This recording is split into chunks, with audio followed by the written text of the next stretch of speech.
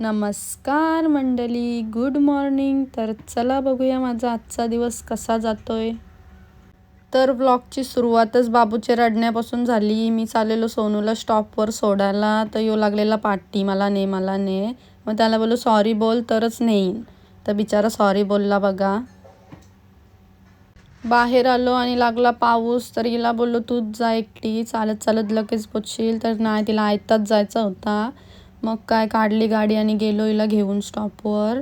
आणि बाबूला पण यायचं होतं, मग त्याला पण घेतलेलं सोबत. नंतर मग तिला सोडली आणि मी गेलो दीदीला आणायला, कारण दीदीला घरी यायचं होता. नंतर निघालो घरी जावायला आणि इथं बघा आमच्या बाबूने चिंबोरी पाळली, तो मला दाखवत होता.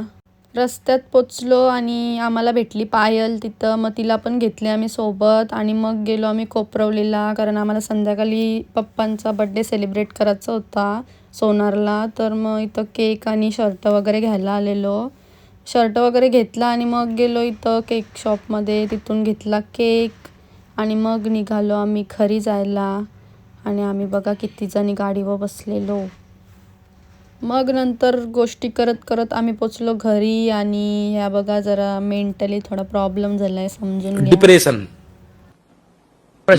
में रहता हूँ हमेशा, अब भी मैं डिप्रेशन में हूँ. नंतर मग आम्ही केली तयारी आणि निघलो सोनारीला जायला. ही बघा मी आणि ही बघा दीदी.